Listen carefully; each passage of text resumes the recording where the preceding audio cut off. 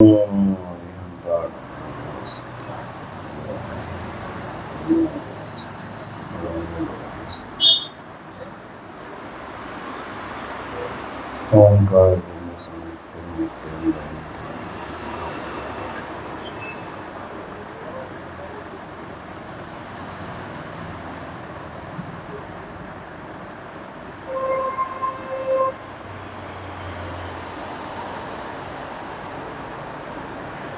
मंगलम भगवान वीरो मंगलम गौतमोगण मंगलम कुंद कुंदाद्यो जैन धर्मोस्तु मंगलम सर्वमंगल मांगल्यम सर्वकल्याणिकारकं प्रदानं सर्वधर्माणां जैनं जयतु शासनं जैनं जयतु शासनं जैनं जयतु शासनं वंदितु सर्वसिद्धे ध्रुवं अचलं मोहं गते मोक्षामि समय बाहुर्नमो सदकेवली भगतम् नमः समय साराय स्वानुभूत्याच कासते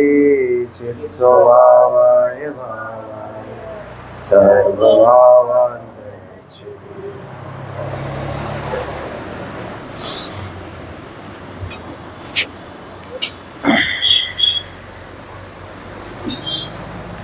देखिए, समय सार जी की चर्चा से हम लोग आत्मा समझने का प्रयास कर रहे हैं। क्या समझने का प्रयास कर रहे हैं? आत्मा। और आत्मा समझने से हम किसका प्रयास कर रहे हैं? स्व को समझने का प्रयास कर रहे हैं। किसको समझने का प्रयास कर रहे हैं? स्व को समझने का प्रयास कर रहे हैं। जब तक ये बात अंदर में नहीं बैठेगी कि मैं स्व को समझने का प्रयास कर रहा हूँ, तब तक हमारा ज्ञान तो हो सकता है बढ़ता रहे, जानकारी तो हो सकती है बढ़ती रहे, परंतु हम आत्म अनुभवन के तनिक भी निकट नहीं जा पाएंगे जब तक इसे दूसरे की चर्चा मानकर सुनता रहेगा। ऐसा होता है ना, करणान योग जब हम पढ़ते हैं तो हम अलग अलग कर्मों के बारे में पढ़ते हैं। ज्ञानावर्णी कर्म, दर्शनावर्णी कर्म, मोहिनी, अंतराय, आयु, नाम, गोत्र और वेदनीय, इस प्रकार से 8 कर्म होते हैं। इन 8 कर्मों के भेद प्रभेद होते हैं। ज्ञानावर्णी के 5, दर्शनावर्णी के, उसके बाद नाम कर्म के सबसे ज़्यादा। और ये सब जब मैं आपको पढ़ाता हूँ तो आप बहुत ही रुचि लेकर सुनते हैं, क्योंकि नई नई बातें बताई जा रही हैं। उसके बाद जब 3 लोक की अगर चर्चा लेके बैठे तो सबसे मध्य में है जम्बू द्वीप, उसके चारों तरफ हैं इतनी नदियाँ, इतने पर्वत, विदेह क्षेत्र, 5 मेरुकियों के विदेह क्षेत्र मिलाकर 160 विदेह और 5 भरत, 5 ऐरावत, 170 क्षेत्र होते हैं। इनमें तीर्थंकर होते हैं और एक साथ अजितनाथ भगवान के काल में 100 तीर्थंकर, 170 तीर्थंकर एक साथ हुए थे। और ऐसी अलग अलग घटनाएं मैं आपको करणान योग की बताता जाऊंगा। आपका ध्यान पूरी तरह से मेरे ऊपर केंद्रित रहेगा, क्योंकि अनादिकाल से मेरा यही संस्कार पड़ा हुआ है कि मैं दूसरे की कथा को बड़े ही आनंद पूर्वक सुनता हूँ, पूरी रुचि से सुनता हूँ। जनरल अफेयर्स नहीं सुनते, करंट अफेयर्स। सबका बहुत बहुत ध्यान होता है कौन सी कंपनी का कितना शेयर बढ़ गया, कौन सी कंपनी का कितना शेयर घट गया, ये देश में ये घटना घट गई, वो देश में ये घटना घट गई, और हमें सब याद भी रहता है। देखो, जिस चीज़ में आपकी रुचि होवे ना, वो चीज़ आपको याद रहती है। 10-10 साल पुरानी व्यापार की प्रोमिसेस याद रहती हैं। क्यों? क्योंकि वहाँ पर रुचि लगी हुई है ना। वो भजन है कि नहीं, मोहे लागी लगन निज आत्म की, निज आत्म की हम भजन गाते हैं, और मोहे लागी लगन व्यापारन की, व्यापारन की। ये भजन नहीं गाते, परंतु मन में यही भावनाएं चलती रहती हैं कि 10 साल पहले तक बिजनेस ये था, आज ये हो गया है। आपको पता है लोग अपनी वैल्यू का आकलन करते हैं। अब इंश्योरेंस होता है, इंश्योरेंस में क्या बताते हैं, इंश्योरेंस वाला आपको ये बताता है कि परेश भाई आपकी आज इतनी वैल्यू है, मतलब यदि आप दुनिया में नहीं रहे, भगवान ने, ये आपकी पूरी आयु है, तो यदि आप दुनिया में नहीं रहे तो आपके परिवार को कम से कम 10 करोड़ रुपया मिलना चाहिए, क्योंकि आपकी मॉनेटरी वैल्यू आज की डेट में 10 करोड़ रुपया है। तो आपको वो क्या देके जाता है, 10 करोड़ रुपए का इंश्योरेंस देके चला जाता है कि जब तुम जाओगे परिवार वाले मजे करेंगे, 10 करोड़ रुपया परिवार वालों को मिलेगा, है ना। तो हम अपना आकलन, अपनी मूल्य किस में लगाते हैं, धन में ही अपनी मूल्य लगाते हैं। तभी तो इंश्योरेंस में वो अपने पैसा बता के जाता है, यदि तुम ना रहे तो तुम्हारी वैल्यू इतनी है, परिवार को इतने पैसा मिलना चाहिए। तो उसी प्रकार से हमने अपनी वैल्यू, अपना मूल्य यही लगा रखा है, एक कौड़ियों में मूल्य लगा रखा है। अब कौड़ी ज्यादा हो कि कौड़ी कम हो, कोई फर्क नहीं पड़ता। कौड़ी का नाम सुना जिनेंद्र? पहले कौड़ी चलती थी, सिक्के चलते थे ना, उससे पहले कौड़ियाँ चलती थी, और कौड़ी की भी कुछ वैल्यू हुआ करती थी। अब वो कौड़ी की कोई वैल्यू नहीं है, तो आगे चल के ये 1 करोड़ की भी वैल्यू नहीं रहेगी। ये म्यूचुअल फंड बताते ना, उसमें बताते हैं इन्फ्लेशन होता है, धीरे धीरे आपके पैसे की वैल्यू घट रही है। आज आपके जो पास 1 करोड़ रुपया है, वो 10 साल बाद 1 करोड़ नहीं रहेगा, वो 90 लाख रह जाएगा, तो हो सकता है 80 लाख रह जावे, और 10 साल बाद करो तो वो 85 लाख रह जाएगा। तो उसको कहते हैं इन्फ्लेशन, कि तुम्हारे पैसे की पावर घट रही है धीरे धीरे। अब तू ये बात समझता है कि तेरे पैसे की पावर घट रही है, और फिर भी तू पैसे में पावरफुल बना रहना चाहता है ना। वो लक्ष्मीपति एकदम से खाकपति हो गए जब 500 का नोट बंद किया? नहीं, 500 का नोट जैसे ही बंद हुआ, हमारी जितनी भी दादी माँ थी और नानी माँ थी और आंटी लोग थे, उन्होंने वो 500 का नोट दबा दबा के रखा हुआ था। और मोदी जी ने 8 बजे बोल दिया, क्या बोला था 8 बजे, कि 500 के और 1000 के नोट बंद। वो तो तत्क्षण से, उसी क्षण से अपने आप को गरीब अनुभव करना चालू कर दिया, है ना। अपने आप को गरीब अनुभव चालू कर दिया, और पैसा निकाल के टेबल पे रख दिया, इसका क्या करना है, देखो भैया जो मोदी जी बोल रहे हैं उस पैसे का करो। तो इससे क्या समझना, इससे ये समझना कि आज तक जैसा हमें अपना स्वरूप मानता आ रहा था, वो तो सभी मिथ्या निकला। मेरा स्वरूप ऐसा है नहीं जैसा कि मैं अनादिकाल से इस स्वरूप को मानता आ रहा था। अमृतचंद्र देव को बहुत ही करुणा आई होगी जब वो ये देखते होंगे कि ये भोले प्राणी समय सार पढ़ने का प्रयत्न करते हैं और इन्हें समय सार का ये अर्थ निकल कर नहीं आता, तो चलो इसकी टीका की जाए। उनको क्या जरूरत थी, उनको तो आत्मा समझाया था ना। कुंद आचार्य का समय सार पढ़ने से और ज्ञान वृद्धि हो गई, और अपने आत्मचिंतन में लग जावे ना। कौन को चिंता रहे टीका टिप्पणी करने की, ये टीका टिप्पणी की आदत तो हमारे समाज में बहुत है। रायचंद जी बैठे हुए हैं एक से एक, सबके सब अपनी राय देने को, इसको ही राय देने को ही टीका कहना कहते हैं। ये टीका कर रहे हैं, भैया कोई विशेष टीका टिप्पणी हो मेरे बारे में तो बताओ, कि भैया रोहित जी ऐसे हैं, रोहित जी ऐसे हैं, रोहित जी ऐसे हैं, करो टीका टिप्पणी। तो वैसे ही अमृतचंद्र आचार्य को टीका करने का भाव आया कि इसमें और मैं क्या समझा सकता हूँ, कुंद आचार्य देव के भावों को और कितना निकाल सकता हूँ, कितना निखार के दिखा सकता हूँ। तो उन्होंने आत्मख्याति टीका लिखी, और आत्मख्याति टीका लिखने के बाद 25 नंबर की गाथा तक तो उनके भावों में इतने भाव उमड़ आए, इतनी दया आई हम लोगों के प्रति, कि उन्होंने एक कलश की रचना करी। क्या कलश की रचना करी? अये कथमपि मृत्वा तत्व कौतूहली सन, अनुभव भव मूर्ते पार्श्ववर्ती मुहूर्तम, प्रथगत विलसंत स्व समालोक्य येन तज्जसी जगति मूर्त्या साके मथुरहम। क्या बोलते हैं कलश में? अय, अय क्या होता है? जब अंदर से दया और किसी के प्रति करुणा का भाव आता है ना तो निकलता है, अरे अरे देखो बेचारे की कैसी हालत हो रही है, अरे मूर्छा में पागल हुआ जा रहा है, अरे ये शराबी देखो कैसा झूमता फिर रहा है।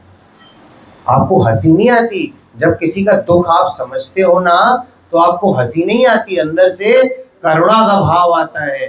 तो उसी प्रकार से आचार्य महाराज को अंदर से दया आई, करुणा आई कि अरे, क्या कहते हैं कि अरे कोमल संबोधन का शब्द है, क्या कहते हैं कोमल हृदय से आचार्य कि अरे भाई तू किस प्रकार महाकष्ट से, किसी भी प्रकार महाकष्ट से अथवा मरकर भी तत्व का कौतूहली होकर इस शरीर आदि मूर्त द्रव्य का एक मुहूर्त दो घड़ी पड़ोसी होकर आत्मा का अनुभव करके तो देख। ये जो शरीर है ना आपके पास, इस शरीर को अपना पड़ोसी समझकर तो देखो, और ज्यादा देर नहीं, 2 घड़ी के लिए।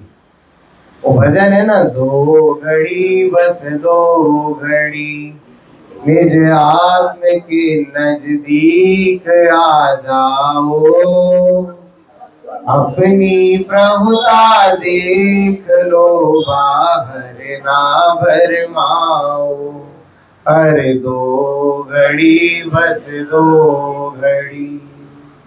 केवल 2 घड़ी को लिखते हैं, क्या लिखते हैं?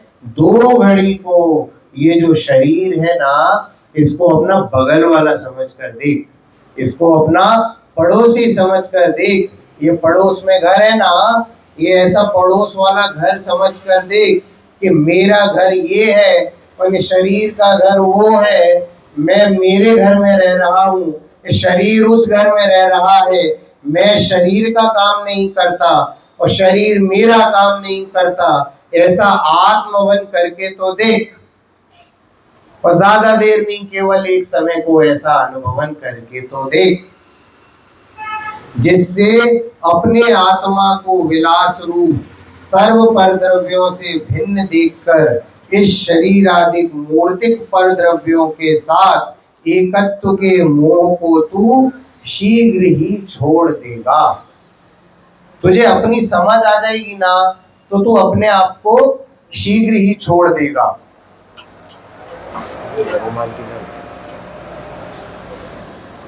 तो तू अपने आप को मोह से तुरंत दूर कर लेगा जैसे ही तुझे अपनी खबर आएगी। इसको खबर नहीं है कि मैं किराए के मकान में रह रहा हूँ, इसका किराया मुझे भरना पड़ता है। क्या किराया भरना पड़ता है? अपने भावों की तिलांजलि देनी पड़ती है कि भैया मैं जो वक्त स्वभाव में बिता सकता हूँ मैं विभावों में बिता रहा हूँ, ये किराया देना पड़ता है। तो अब मुझे पता पड़ गया कि ये किराए का घर मेरा घर नहीं, अब तो मैं अपने घर में शिफ्ट हो जाऊंगा। तो अपने घर में शिफ्ट हो जाऊंगा तो किराया देना नहीं, अपने स्वभाव में मस्त रहूंगा। अपना ही घर अब मुझको भाए, पर घर मुझको तनिक ना भाए। तो क्या लिखा, शुरुआत कैसे की कि महाकष्ट से अथवा मरकर भी तुमको घर पे स्वाध्याय करने नहीं दिया जाता। अरे अकेले कमरे में बैठ जाओ, तुमको अकेले कमरे में बैठने नहीं दिया जाता। रात में सब सो जाते हैं ना, तब स्वाध्याय किया करो। अगर कोई तुम्हें स्वाध्याय नहीं करने देता, मोबाइल में रिकॉर्ड कर लो, हेडफोन लगा के सुन लो। अरे कोई सा भी यत्न करो, प्रयत्न करो, परंतु ये स्वाध्याय को सुनो, ये आत्म की बात को सुनो, ये तत्व की बात को सुनो, ये तत्व की बात का कौतूहली होकर सुन। कौतूहली का मतलब होता है जागृत अवस्था में रुचि पूर्वक और चतुर बनकर सुन, खोज खबर करने के लिए सुन। कौतूहली होते हैं ना, क्यूरियोसिटी। क्यूरियोसिटी का मतलब क्या होता है? जानने की इच्छा रखने वाला। ये आत्मा को जानने की इच्छा रखकर ये बातों को सुनना, तब ये आत्मा तुझे समझ में आएगी और तब तू इस शरीर को पड़ोसी अनुभव करेगा, वरना पड़ोसी अनुभव नहीं कर पाएगा। आया ना, आगम का सेवन और युक्ति का अवलंबन और पर गुरु का उपदेश। तो उसमें यहाँ पर आगम का सेवन और युक्ति का अवलंबन कर, मरकर भी कर। कल बता रहे थे ना प्रथमेश भाई, पहले कभी सुन रखी थी और आज फिर से सुनी तो वो टॉपिक क्लियर हो गया। तो ऐसे कभी कभी कभी कभी सुनी हुई कोई सी भी कभी की भी सुनी हुई बात तुझे किसी भी वक्त समझ में आ सकती है, और जिस क्षण समझ में आएगी उसी क्षण तेरा कल्याण हो जाएगा। इसीलिए पढ़ने और सुनने का तो नियम लो। आज संयम का दिन है ना, तो ये संयम पालो जीवन में। दो तरह के संयम है, यम और नियम। यम होता है जिसको आजीवन पाला जाए, और नियम होता है जो निश्चित काल के लिए लिया जाए। अरे भैया तुम नियम लो, यम लो, यम लोग सिधार जाओ, परंतु ये पढ़कर जाना। या लिखा ना, मर कर भी ये पढ़कर जाना। क्यों? क्योंकि यदि ये नहीं पढ़ा तो भव भव पछताएगा। क्यों? क्योंकि तत्व का कौतूहली नहीं हुआ, ये बात को समझने में चित्त नहीं लगाया, तो आज जो बुद्धि मिली है उस बुद्धि का भी सर्वनाश हुए बिना रहेगा नहीं। एक माता जी थी, बूढ़ी थी, मंदिर में बैठी थी और मंदिर में स्वाध्याय कर रही थी। और स्वाध्याय किसका कर रही थी? छोटे मोटे ग्रंथ का नहीं कर रही थी चंद्रेश भाई, छोटे मोटे स्वाध्याय नहीं कर रही थी, वो कर रही थी गौमट सार का, गौमट सार ग्रंथ, मूल ग्रंथ पढ़ रही थी, टीका भी नहीं पढ़ रही थी। मूल ग्रंथ पचाना आसान नहीं है, आसानी से गौमट सार ग्रंथ बहुत अनुभव लगता है। बहुत आप करणान योग जब अच्छा पढ़ लेते हो ना, तब आपको ऐसे बड़े ग्रंथ समझ में आते हैं। तो वो माता जी पढ़ रही थी, तो एक भाई गए उनके पास और पूछा कि भाई, उस तरफ बुंदेलखंड में बूढ़ी माता जी होती है ना, उनको आपके यहाँ बा बुलाते हैं, वहाँ बाई बुलाते हैं। तो बोलते भाई समझ में आता है क्या पढ़ती हो? तो माता जी बोलती हैं भैया नहीं समझ में आता क्या पढ़ती हो। तो बोलते तो क्यों पढ़ती हो? बोले पहला पढ़ा नहीं, इसीलिए बुद्धि इतनी जागृत हुई नहीं कि आज ये ग्रंथ समझ में आ पाए। और आज भी अगर नहीं पढ़ूंगी तो कल भी ऐसी बुद्धि जागृत नहीं होगी कि ये ग्रंथ समझ में आ जाए। इसीलिए मैं तो पढ़ती हूँ, जिस दिन समझ में आएगा आ जाएगा, है ना। अपने यहाँ बोलते भी है ना, इनके यहाँ एक कहावत है, कर्म कर फल की चिंता मत कर, वो एकांत से है बात। तो हम भी कहते हैं कि तू पढ़ने में रुचि तो लगा, एक ना एक दिन तुझे समझ में आएगा। यदि तू सच्ची रुचि से आत्मा की बात को सुनता है तो तीन काल में ऐसा नहीं हो सकता कि तुझे इस आत्मा की बात को समझ में ना आए। ये आत्मा की बात तुझे समझ में आकर ही रहेगी यदि तेरी रुचि सच्ची। तत्व को तू कौतूहली पूर्वक होकर सुनता है, पूरी क्यूरियोसिटी है तेरी इस तत्व को समझने में, तो तीन काल में कोई ऐसी शक्ति नहीं है जो तुम्हें इस तत्व को समझने से रोक सके। ऐसा कहा कि महाकष्ट आए तो भी इस तत्व को समझने से पीछे रहना नहीं। आगे क्या लिखते हैं? आत्मा का अनुभव कर जिससे अपने को आत्मा को विलास रूप और पर द्रव्यों को भिन्न देखकर। कैसा हूं मैं हूं आनंद रूप। आत्मा कैसा है? आनंद रूप है। और ये पर द्रव्य कैसे हैं? मुझसे भिन्न है। ऐसा अनुभव में आना चाहिए, ऐसा अनुभव में आना चाहिए। इस शरीर आदि मूर्तिक पुद्गल द्रव्य के साथ एकत्व से मोह को तू शीघ्र ही छोड़ देगा। जब पता पड़ जाएगा ना कि ये शरीर हार्मफुल है, ये शरीर हानिकारक है, तो इसको छोड़ने के भाव तुरंत आ जाते हैं। आपको जब वेदना ज्यादा सताती है ना, किडनी फेल हो जाए और लीवर भी जवाब दे जाए और हार्ट की बीमारी होवे, तो जीव ऐसी कल्पनाएं करने लगता है कि अरे भगवान प्राण हर लो, ये शरीर नहीं झेला जाता। और उस समय पे ये भेद ज्ञान होने लगता है जीव, उस समय ये भेद ज्ञान करने लगता है।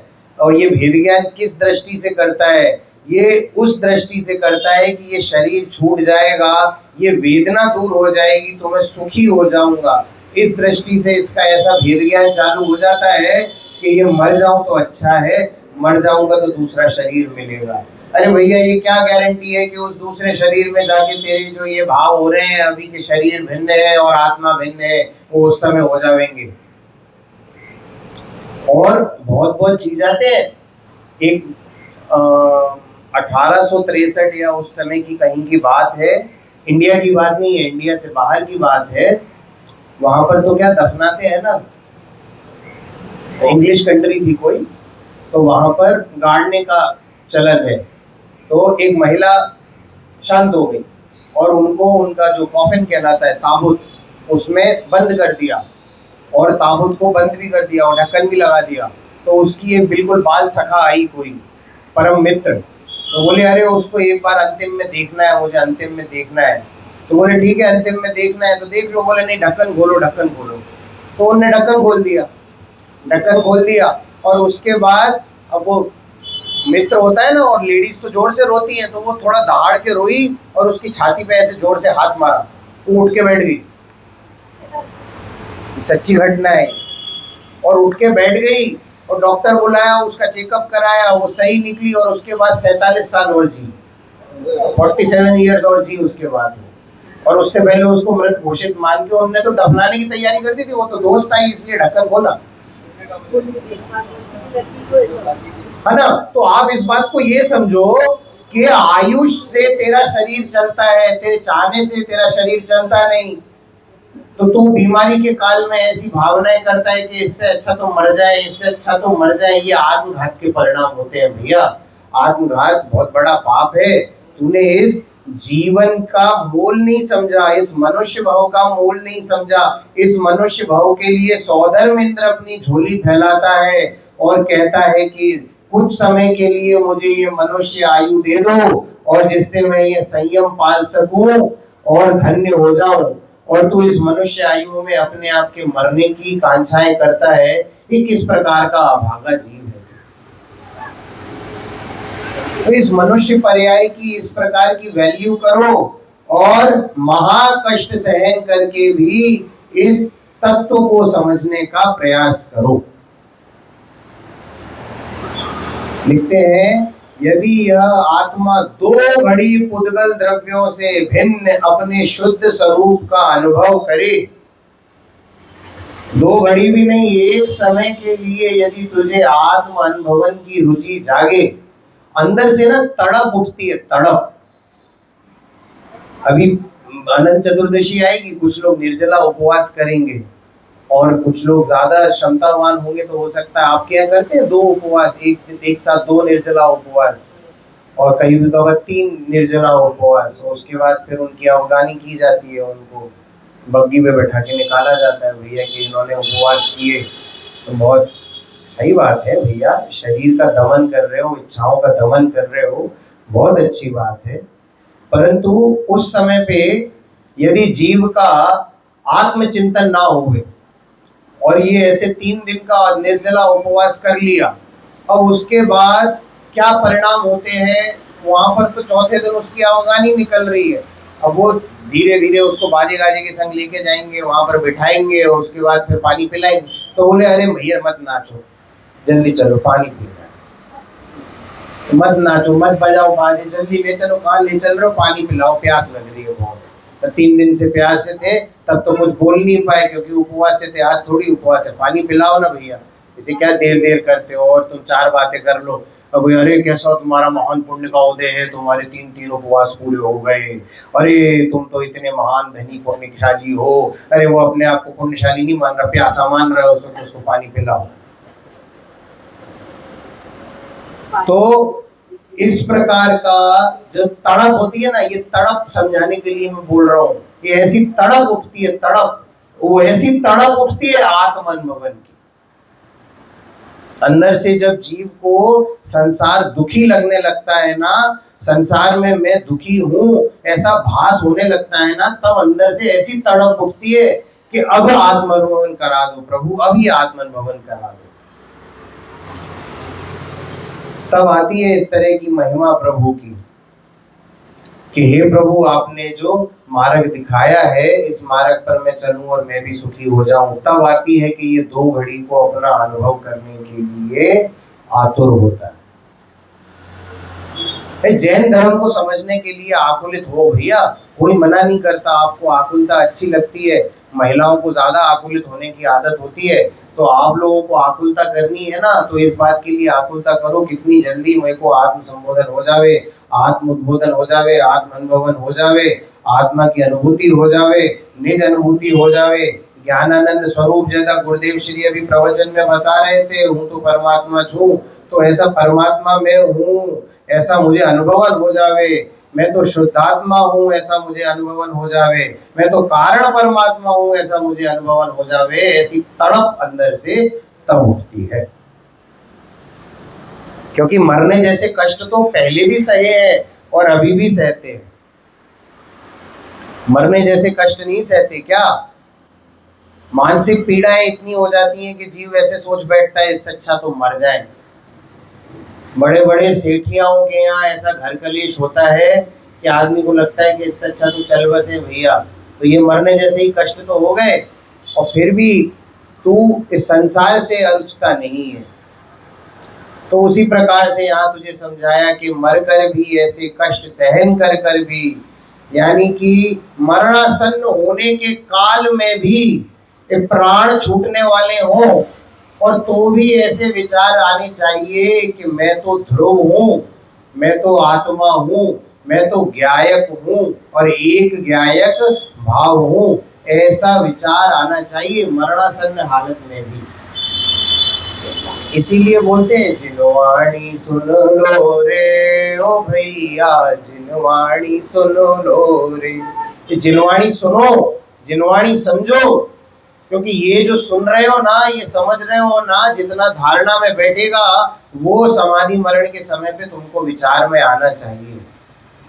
बहुत कम जीव देखे हैं हमने जो ऐसे शांतिपूर्वक मरण करते हैं, बहुत कम जीव देखे हैं जो आंखें बंद करके लेट जाते हैं, एकदम से साइलेंट अटैक आते हैं ना, तो धीरे से ऐसा फील होता है अच्छा नहीं लग रहा तो लेट जाते हैं।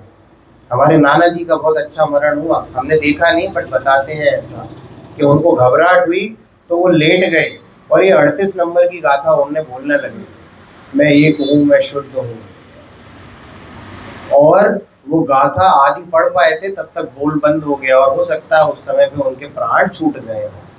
तो साइड में जो हमारे मामा लोग खड़े थे ना, उन्होंने वो गाथा पूरी पढ़ी थी और हो सकता है सुन ली हो सकता है नहीं सुनी हो, परंतु यदि ऐसे भाव आ गए ना तेरे कि अंत समय में तू मैं एक हूँ, मैं शुद्ध हूँ, ऐसे गाथा पढ़ रहा है तो तेरा मरण अच्छा होगा, वरना तो तेरा मरण भी बिगड़ने ही वाला है भैया। इसीलिए जीवन जीने की कला सिखाता है जैन धर्म, केवल मरना ही नहीं सिखाता। लोगों को क्या बोलते हैं कि जीवन जीने की कला आनी चाहिए, भैया जैन धर्म मरने की भी कला सिखाता है और जीवन जीने की भी कला सिखाता है। जब तक जियो संयमित जीवन जियो, स्वाध्यायमय जीवन जियो, चिंतन पूर्ण जीवन जियो, और ये जीवन इस प्रकार का होगा तो मरण भी उसी प्रकार का होगा। ये जीवन जीने की कलाई थी जो बनारसी दास जी के घर में चोरी हो रही है और चोर को खुद की गठरी बंधवाकर सर पर रखवा रहे, ले भैया मुझसे ज्यादा तुझे जरूरत है, लेके जा। आप कर सकते हो क्या ऐसा काम? बताओ, आप कर सकते हो ऐसा काम? घर में चोर आवे और उसको बोलो क्या जरूरत है, ले जा भैया। बताओ, अपने आप को दानी बोलते हैं। कुछ दानी ऐसे होते हैं जिनको समाज का चक्रवर्ती बोला जाता है कि भैया ले जा, क्या चाहिए तुझे लेके जा। क्यों? क्योंकि जिस लक्ष्मी को मैंने अपना माना नहीं उसका रक्षा करने वाला मैं होता कौन हूँ। लक्ष्मी का तो क्षेत्र क्षेत्रांतर ही होता है। जब आप व्यापार करते हो ना, तब जो कैश आया 1 नंबर में और 2 नंबर में, वो भी क्षेत्र क्षेत्रांतर ही होता है। पहले तो नगद में व्यापार होता था, लक्ष्मी हाथ में आती भी थी। अब तो यानी 1 नंबर का व्यापार हो गया है, ये बैंक में आता है, बैंक से ही चला जाता है। तू केवल घर बैठे प्रसन्न होता रहता है। आज बैंक में 1 करोड़, कल 2 करोड़, फिर 1 करोड़, फिर 2 करोड़। ये हीना दिखता अवस्था तेरे प्राणों में निरंतर चलती रहती है। ये भाव मरण निरंतर करता रहता है, भाव मरण। क्यों? क्योंकि जब जब तू स्वसन्मुख नहीं होता तब तब तू भाव मरण कर रहा है। जब जब तू विभावों में जाता है तब तब तू भाव मरण कर रहा है। जब जब तू कषायों के प्रति देखता है, राग भाव से देखता है, तब तब तू भाव मरण कर रहा है। ये सेठ जी की कहानी सुनी है ना? सेठ जी ने हो सकता है इस गाथा का गलत अर्थ ले लिया हो मरकर भी। एक सेठ जी थे, सब लोगों ने सुन रखी है, मैं जैसे ही बताऊंगा ना हाल आपके पास में आ जाएगा पूरा ज्ञान में। वो सेठ जी थे और सेठ जी सामायिक करते थे शाम के टाइम। वो आ गए ना यार, सबके चेहरों में मुस्कुराहट। ऐसे ही देखो, जब मेरी बात होती है तो ऐसे मुस्कुराहट आ जानी चाहिए।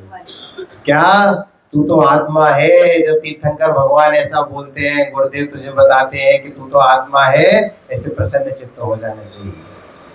तो वो सेठ जी थे, शाम के टाइम सामायिक करते थे। तो एक दिन, अब देखो एक दिन जैसे ऐसा होता है, जब आयु पूरी होती है ना, तो ऐसे निमित्त मिलते हैं। तो उस दिन दिमाग में विचार आया कि ये जो दीपक है ना, इस दीपक के बुझने तक मैं सामायिक करूंगा। अब उस समय पे दीपक जलते थे, तो सामायिक करूंगा। तो ठीक है, वो दीपक जला के बैठ गए और सामायिक में बैठ गए। ये बोल गए, बता रहे हैं कि सेठानी को बता दें कि मैं ये प्रतिज्ञा लेके बैठ रहा हूँ। सेठानी कामकाज में लगी होंगी, तो कामकाज से निपट के जब सेठानी आई तो उन्होंने बोला, अरे दीपक बुझने वाला है, सेठ जी अंधेरे में बैठ के सामायिक करेंगे, लाओ तेल बढ़ा दो उसमें। तो तेल बढ़ा दिया, और फिर तेल कम हुआ ने फिर तेल बढ़ा दिया, फिर तेल कम हुआ ने फिर तेल बढ़ा दिया। अब सेठ जी के प्राण हलक में आ गए, प्यास लगने लगी। अब प्राण आ गए हलक में, अब क्या करें, सेठानी को कैसे बताऊंगे? तो नियम लेके बैठा हूं। तो पानी पानी पानी, जहां आत्मा चिंतन में आ रहा था ना कि मुंह तो आत्मा छू, तो अब तो पानी चाहिए, पानी चाहिए, पानी चाहिए, पानी चाहिए, पानी चाहिए, चाहिए चाहिए करके प्राण हलक में आए और फिर प्राण चले गए। और वो शरीर छोड़ दिया सेठ जी ने। और वो सेठ जी का जीव कहाँ उत्पन्न हुआ? अपने ही बगीचे के कुएं के मेंढक के रूप में उत्पन्न। और फिर वो मेंढक बाहर खुदकता था, सेठानी को देखता था, तो सेठानी के पास जाता था। तो अपने आप को तो वो सेठानी मान रहा था ना कि वो मैं सेठ नहीं, ये सेठानी। तो सेठानी बोले हट, मेंढक को दूर भगा देती थी। तो सेठ जी को ऐसा लगता था कि ये सेठानी को मैंने इतने सालों तक खिलाया पिलाया, तो इतना मोटा बना के सेठानी बनाया, और ये मेरे को ऐसे हट भगा देती है, ये कैसी दुराचारी स्त्री है। और वो सेठानी को अवधि ज्ञान थोड़ी था कि ये सेठ जी का जीव। तो इस प्रकार से सेठ जी को समता आई कि देखो, आपको पता है त्रियंच गति के जीवों को भी जाति स्मरण ज्ञान होता है। जाति स्मरण ज्ञान यानी पूर्व भाव का ज्ञान में आ जाना, पूर्व भाव की बातें याद आ जाना। तो सेठ जी को उसके मेंढक की पर्याय में उस जीव को अपने पूर्व भाव की बात याद आई कि मैं सेठ था और इस प्रकार की प्रतिज्ञा में करके मेरा मरण हो गया, और आत्मचिंतन की जगह पे मैं पानी का चिंतन कर रहा था, इसलिए पानी का जीव हो गया। तो अब मुझे इन सब भावों को छोड़ना है। तो इस प्रकार से वो थोड़ा समता को धारण किया उस मेंढक ने। और तभी महावीर भगवान का समव शरण आया नगर में। तो जब महावीर भगवान का समव शरण आया, तीर्थंकर के समव शरण में हर प्रकार के जीव जाते हैं, है ना, कि पंचेंद्रिय जीव संगी सब जाते हैं उसमें। तो त्रियंज भी जाते हैं, मुनि भी जाते हैं, देव भी आते हैं, देवियां भी आती हैं, और मुनिराज आर्यिका सब प्रकार के जीव आते हैं। तो ये मेंढक भी मुंह में कमल का फूल दबा के फुदक फुदक के जाने लगा। और जब फुदक फुदक के जा रहा था तो राजा श्रेणिक भी जा रहे थे, तो वो अपने हाथी पे विराजमान होकर जा रहे थे। तो वो हाथी के पैर के नीचे वो मेंढक आ गया और वो उसके प्राण चले गए।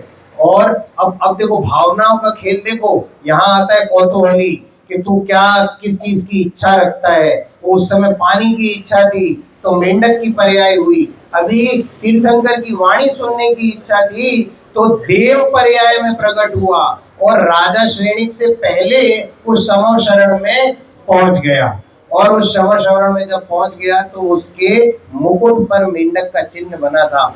तो राजा श्रेणिक को ये ख्याल आया कि ये कौन सा देव है जिसके मुकुट पर ऐसा ये चिन्ह बना है।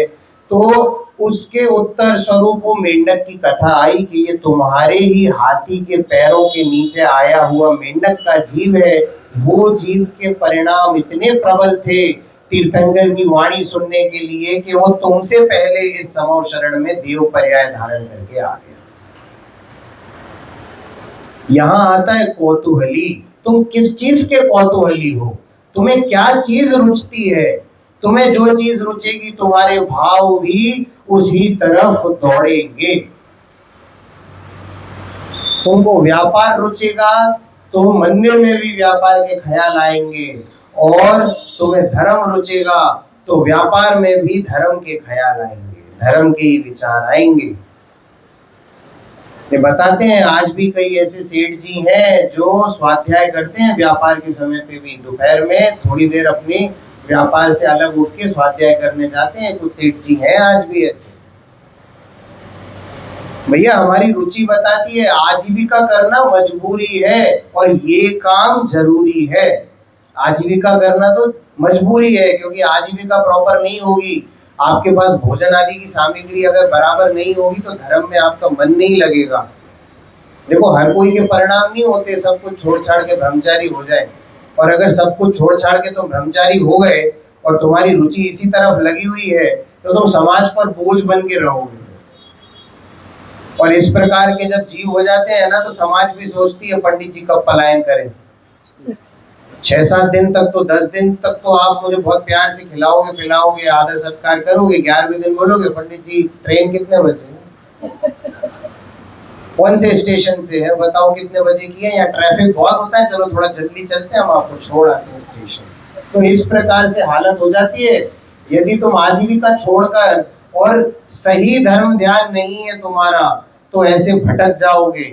तो इसलिए आजीविका भी एक हद तक जरूरी है, जितना धन संचय जरूरी है ना उतना धन संचय भी करो। आजीविका रहेगी तो धर्म में भी मन लगेगा, निर्विकल्प रूप से स्वाध्याय कर पाओगे, वरना नहीं कर पाओगे। इसीलिए बच्चों को बोलते हैं भैया लौकिक शिक्षा भी ठीक ठाक ले लो, अच्छी खासी थोड़ी जॉब लग जाए या व्यापार जम जाएगा तो तुम भी धर्म ध्यान ही पढ़ना, दुकान का एक सीमित समय रखो। आपको पता है ये जो पहले गांव होते थे ना वहां पर बाजार देर से खुलता था और जल्दी बंद हो जाता था। 10 बजे बाजार खुलता था, 10 बजे तक सभी लोग अपने पूजा पाठ उसके बाद स्वाध्याय अपना दैनिक भोजन आदि की क्रियाएं करके आते थे और दुकान चलाई। 7-8 बजे शटर डाल दिया, उसके बाद फिर घर चले गए मंदिर होते हुए और फिर वहां स्वाध्याय किया, और मंदिर में अगर स्वाध्याय सभा चलती तो वहां बैठे। अब तो बहुत कम जगह है जहाँ स्वाध्याय सभाएं चलती हैं। भैया स्वाध्याय सभा चलना बंद हो गई है, मंदिर खाली है शाम के टाइम। कुछ ही रुचिवंत जीव है जो दर्शन हेतु आते हैं, वरना तो शाम को स्वाध्याय सभाएं खत्म हो गई हैं। कुछ ही मुमुक्षु लोगों के मंदिर बचे हैं जहाँ पर सुबह स्वाध्याय सभा होती है, शाम को स्वाध्याय सभाएं तो बहुत ही विरले लोग करते हैं। और स्वाध्याय सभाओं में चलो अगर विद्वान आकर बैठ भी जावे ना तो श्रोता होते हैं, 3-4 श्रोता आते हैं बस सुनने के लिए। तो कहाँ से हम आपको तत्व को कौतूहली कहें? हम अपने आप को तत्व का कौतूहली जब तक नहीं कह सकते जब तक मरकर महाकष्ट सहन करके भी मुझे जिनवाणी सुनने के भाव नहीं आते।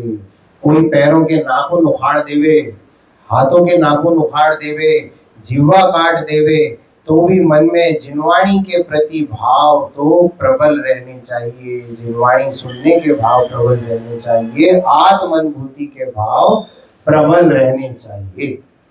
ये कल नीरव भाई आंटी जी को कथा सुना रहे थे, कौन सी? चक्रवर्ती की, शुभम चक्रवर्ती है ना नीरव भाई, शुभम चक्रवर्ती थे ना। शुभम चक्रवर्ती धर्मी जीव थे। इनका ऐसा प्रश्न था कि चक्रवर्ती होके ये नरक कैसे चले गए, तो सम्यक दृष्टि नहीं होता वो जीव तभी नरक जाता है। तो क्या था, शुभम चक्रवर्ती को फल खाने बहुत अच्छे लगते थे और अलग अलग पकवान खाने बहुत अच्छे लगते थे। तो रसोईया ने एक बार खीर बनाई, तो खीर थोड़ी गरम गरम खा ली और मुंह जल गया, तो वो पूरा का पूरा गरम खीर का पतीला वो रसोईये पे डाल दिया। वो बेचारा तड़प तड़प कर चल बसा। और देखिए अत्यंत कलुषित परिणामों से और मंद कषाय से अगर कभी आपका मरण होता है ना तो आप कुदेव बनते हो। कुदेव का मतलब मिथ्या दृष्टि देव, अगर सम्यक दृष्टि देव तो सुदेव, और अगर मिथ्या दृष्टि देव तो कुदेव। तो वो ऐसा देव बन गया, व्यंतर बन गया, और उसके ये भाव होते थे कि इस जीव के निमित्त से मुझे महान कष्ट हुआ है, इससे तो मुझे बदला लेना है। तो वो शुभम चक्रवर्ती के पास गया मीठे मीठे फल लेके, कहानी कुछ और भी हो सकती है, मुझे तो भाव बताना है। वो फल लेकर गया और फल खिलाए तो बोले कि अरे ये तो बहुत अच्छे हैं और लाओ। तो बोले वो ऐसे ऐसे दूर बगीचे में मिलते हैं, वहाँ हमारे साथ चलो, हम तुम्हें लेके चलते हैं। तो वो उसके संग नाव में चल दिए। और जब बीच समंदर में नाव आ गई, तब वो व्यंतर ने अपना असली रूप धर लिया और बोला कि हे दुष्ट राजन, तुम्हारे कारण मुझे मृत्यु प्राप्त हुई थी, अब मैं तुम्हें मृत्यु को प्रदान करूंगा। और इस प्रकार से डराने लगा। तो देखो, जब मिथ्या दृष्टि जीव होता है ना, शरीर पर कोई आपदा आती है तो डर भय सारी चीजें एक साथ आ जाती है उसके ऊपर। वो अत्यंत डरने लगा, इतना डर खा गया, इतना भय खा गया कि वो बोला कि अरे मुझे माफ करो, क्या बताओ क्या करना है, वैसा करता हूं, तुम मुझे छोड़ देना बस।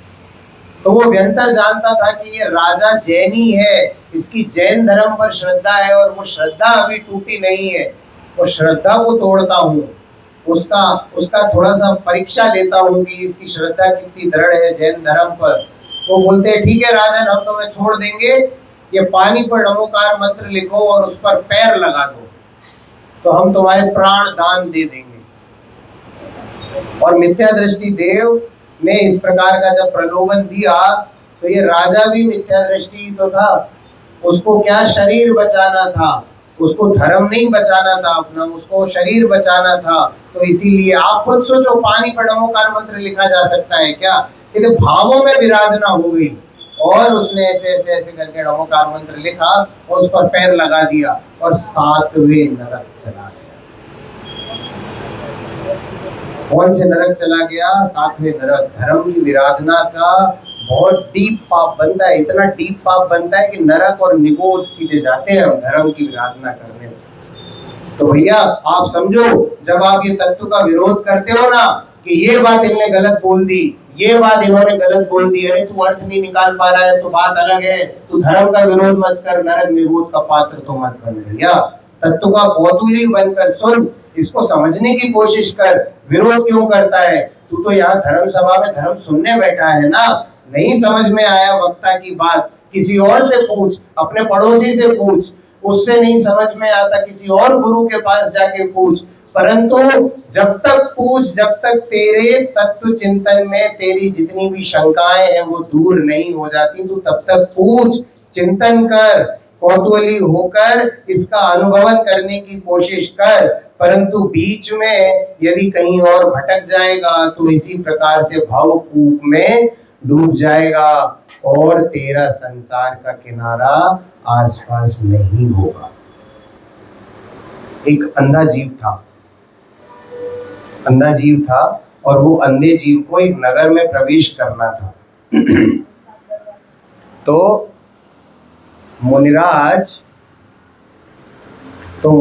ने उसको उपाय बताया कि देख बेटा, यहाँ से ऐसे 84 दीवार हैं, ये 84 दीवार को तो गिनता जा और 84 दीवार के बाद एक द्वार आएगा, उसमें घुस जाना और ये दीवार को पकड़ते हुए चलना। ये दीवार को हाथ हटाया ना तो तकलीफ हो सकती है, तो दीवार को पकड़ते हुए चलना। बोले ठीक है। चलता गया वो अंधा जीव था, भोला प्राणी था, तो ऐसे ऐसे ऐसे ऐसे ऐसे दीवार पकड़ता हुआ आगे जा रहा था। थोड़ा सा दूर गया ना तो सर में खुजली मचने लगी, तो सर खुजाता रहा और चलता रहा। फिर दीवार पकड़ ली, फिर आगे बढ़ता गया। थोड़ी देर वो पैर में खुजली मचने लगी, फिर कुछ नहीं और खुजली मचने लगी। और जिस समय द्वार आया उस समय फिर कहीं खुजाने लगा और धीरे धीरे करके आगे बढ़ गया और फिर दीवार पकड़ ली। तो इस प्रकार से जब हमारा काल आता है कि ये अभी काल है, इस काल में समझ लो बात को, और तब तो सर खुजाते हैं।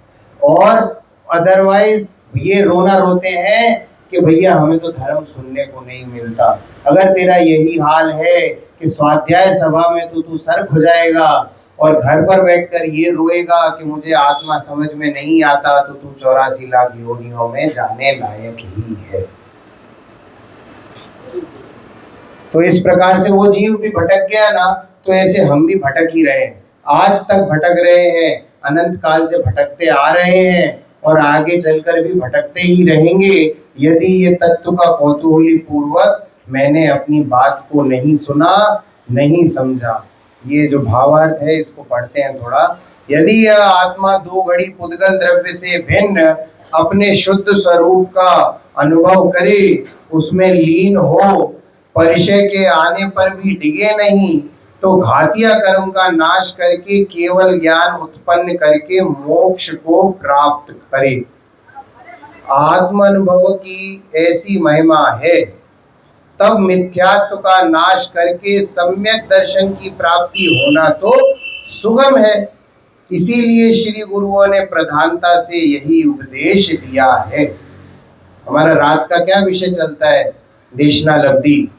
तो ये देशनालब्धि वाले जीव के लिए बात बता रहे हैं कि तू जब तत्व का कौतूहली पूर्वक सुनेगा, अनुभव करेगा, परिचय आने पर डिगेगा नहीं। अब देखो, परिचय केवल शारीरिक नहीं होते, मानसिक भी होते हैं। इस मंदिर में आपको किसी ने कोई बुरी बात बोल दी तो आप उठ के चले जाते हो। आपको पता है मंदिर से लोग बैर बांधने लगे हैं।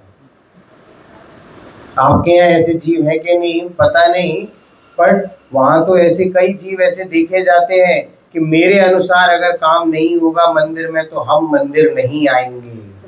तो भैया मत आओ, किसका बिगाड़ होना है? भगवान थोड़ी तुमको घर पर बुलाने आएंगे जो तुम बोल रहे हो हम मंदिर नहीं आएंगे। तो मत आओ भैया मंदिर। ये मंदिर से बैर बांधता है। तो ये भी भैया तुम्हारी बात कोई नहीं सुनता ना आंटी जी, और तुमको लोग बुरा बुरा बोलते ना मंदिर में, इसको परिचय समझकर सहन करो, परंतु मंदिर आना मत छोड़ो। स्वाध्याय सभा में यदि तुझे कोई प्रताड़ित करता है, तुझे बैठने नहीं दिया जाता, वापस घर पे खींच के ले जाते हैं, तो भी तू यहाँ पर बैठ और सुन। क्यों? क्योंकि ये परिचय सहन करके भी यदि तूने जिनवाणी सुन ली तो तू निश्चित ही मोक्ष को प्राप्त करेगा। और इस प्रकार के जब परिणाम हो जाते हैं तो यहाँ लिखा हुआ है कि बड़ी ही सुगमता से मिथ्यात्व का नाश हो जाता है और सम्यक दर्शन की प्राप्ति हो जाती है। इसीलिए श्री गुरुओं ने प्रधानता से ये उपदेश दिया है कि जिनवाणी सुन, जिनवाणी मान और जिनवाणी को धारण कर। इस प्रकार की ही मंगल भावनाओं को लेकर अभी अपने अपने घर पे प्रस्थान करेंगे।